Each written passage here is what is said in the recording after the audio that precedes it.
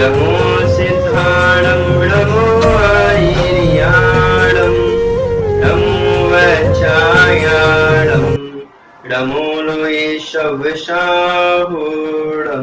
पंच परमेष्टि भगवान की जय। आचार्य मानतुंग द्वारा रचित श्री भक्तामृत स्तोत्र के हमने 19 श्लोक पढ़ लिए। इस क्लास में हम 20 श्लोक को पढ़ते हैं। आइए एक एक शब्द को हम उच्चारण करते हैं।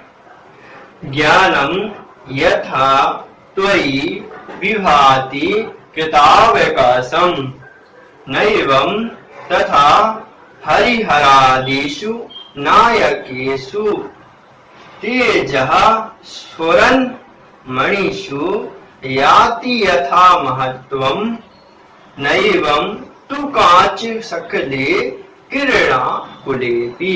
ऐसे ही आप एक एक शब्द को बहुत शुद्धता से पहले सुने, उसके बाद उसी के अकॉर्डिंग उसका उच्चारण करें। अब आइए पूरे श्लोक का उच्चारण कर लेते हैं। ज्ञानम यथा त्वयि विभाति कृतावकाशम नैवं तथा हरिहरादिषु नायकेषु तेजस्फुरन्मणिषु याति यथा महत्त्वम् नैवं तु काचित् सकले किरणाकुलेपि। ऐसे ही पहले आप बहुत ध्यान से सुने कैसे उच्चारण करना है, उसके बाद सुनने के बाद आपको वैसे उच्चारण करना है, तो आप भी बहुत ही अच्छे से शुद्ध उच्चारण करना सीख जाएंगे। अब आइए एक एक शब्द का हम हिंदी अर्थ देखेंगे और संधि विच्छेद भी साथ में करेंगे। पूरे श्लोक में 2 या 3 जगह पे संधि विच्छेद है। नैवं ना एवं, आगे किरणा कुलेपि, तो किरणा कुले अपि इस प्रकार से। और यहाँ पे भी करना चाहे तो होगा कृत अवकाशम, दीर्घ संधि हो जाएगी। अब देखिए एक एक शब्द का अर्थ। ज्ञानम ज्ञान, यथा जैसे, त्वयि आप में, जयंत भगवान में, विभाति प्रकाशित होता है, देखा जाता है, कितावकाशम जो अवकाश को प्राप्त हो गया है, जिसने अवकाश प्राप्त कर लिया है, अर्थात समाप्ति कर ली। समाप्ति कर लिया अर्थात पूरे ज्ञान को ग्रहण करके पूरे ज्ञान को समाप्त कर दिया है, अर्थात जिसने समस्त ज्ञान को, पूरे संसार के ज्ञान को समेट के अपने अंदर समा लिया है, अर्थात जो सर्वज्ञ हो गए हैं, कित हो है ज्ञान की अपेक्षा। तो ऐसे कृतावकाशम इस प्रकार। आगे देखिए, ना नहीं, एवं तथा उस प्रकार से, हरिहरादिषु हरिहरादि लौकिक अथवा हरिहरादि लौकिक, और आगे नायकेषु देवों में। आगे तेजा तेज, स्फुरन प्रकाशित होता है, मणिषु अर्थात मणियों में, तेज जिस प्रकार प्रकाशित होता है, याति अर्थात प्राप्त होना, यथा जैसा, महत्वम महत्व को, और ना नहीं वैसा, तू निश्चय से, कांच अर्थात कांच के सकले टुकड़ों में, किरणा कुलेपि किरण को कुलित करने वाला, किरणों को प्रकट करने वाला, तो प्रकाशित करने वाला। इस प्रकार एक एक शब्द का अर्थ। अब आइए हम यहाँ पर अन्वय से अर्थ लगाते हैं। कृतावकाशम अवकाश को प्राप्त है, अर्थात समस्त ज्ञान को प्राप्त कर लिया है, ऐसा ज्ञान, यथा अर्थात जैसे, त्वयि आप में, जयंत भगवान विभाति अर्थात प्रकाश होता है, ऐसा ज्ञान जो सर्वज्ञ रूप में है, वह ज्ञान आपको प्राप्त कर लिया, आपने प्राप्त कर लिया है, अथवा आप में प्रकाशित होता है। एवं अर्थात वैसा, तथा अर्थात उसी प्रकार से, तो उसी प्रकार का ज्ञान हरिहरादिषु हरिहरादि देवों, नायकेषु के लिए देवों में, तो हरिहरादि देवों में न विभाति नहीं प्रकाशित होता, अर्थात हे जयंत भगवान अवकाश को प्राप्त, समस्त ज्ञान को आपने प्राप्त कर लिया है, जैसा ज्ञान आपके अंदर आ गया है, वैसा ज्ञान हरिहरादि देवों में हमको देखने को नहीं मिलता, उनमें ऐसा ज्ञान प्रकाशित नहीं होता है। उसके आगे उदाहरण दे रहे हैं, तेज अर्थात तेज, स्फुरन मणिषु चमकती हुई मणियों में, यथा अर्थात जिस प्रकार से, महत्व अर्थात महत्व को प्राप्त होता है, तू निश्चय से, एवं तथा उस प्रकार के साथ, किरणा कुलेपि किरण को करने वाला, अपि अर्थात भी, कांच सकले नायाति कांच के टुकड़ों में नहीं मिलता।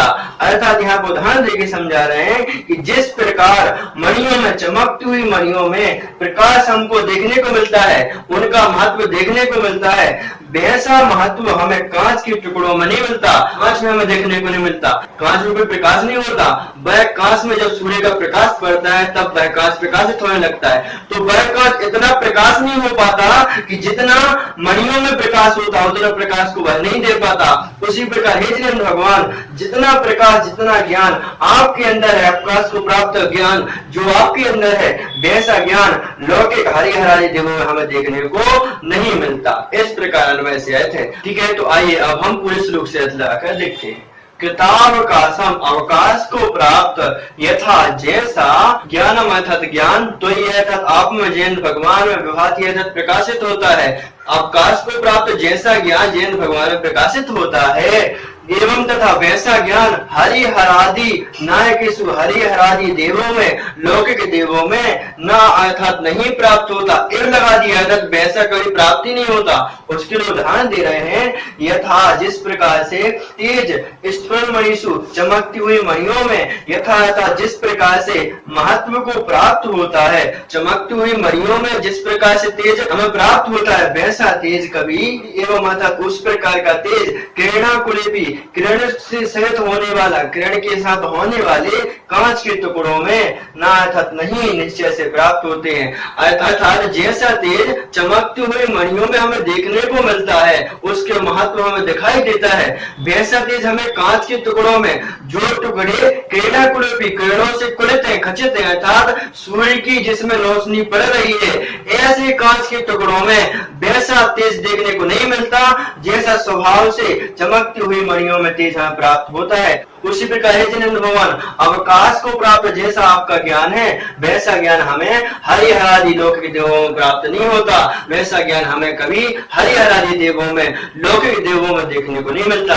क्योंकि हे जिनेंद्र भगवान, आपका ज्ञान तो क्षय ज्ञान है, वह लोक और अलोक को सबको एक साथ युगपत जानने वाला है और संसार को सुखी बनाने वाला है। वैसा ज्ञान हरिहरादि देवों में हमें देखने को नहीं मिलता, क्योंकि वह तो लौकिक देव है। देवों बीतरागी जैसा कैसा ज्ञान उनको प्राप्त हो सकता है? जिस प्रकार किसी कांच के टुकड़ों में वैसा महत्व नहीं मिल सकता जैसे एक चमकती हुई मणियों में हमें तेज देखने को प्राप्त होता है। इस प्रकार से जैन भगवान के गुणगान करते हुए आचार्य श्री ने इस 20वें श्लोक में मणियों जैसा तेज कांच में कहा, इस प्रकार के टाइटल को आचार्य श्री सिद्ध किया है कि मणियों जैसा तेज, जैन भगवान जैसा तेज, जैन भगवान जैसा ज्ञान अन्य कुदेवों में, देवी देवताओं में अथवा संसारी लौकिक देवों में कहाँ होता है। अर्थात आचार्य श्री ने जिनेंद्र भगवान के ज्ञान को यहाँ पर बहुत ही अच्छे से व्याख्यात किया है और प्रकाशित किया है कि हे जिनेंद्र भगवान, आपका जो ज्ञान है वह अद्वितीय और अनोखा है। इस प्रकार से पूरे श्लोक का अर्थ है। अब आइए हम पूरे एक शब्दार्थ को यहाँ पर देख लेते हैं।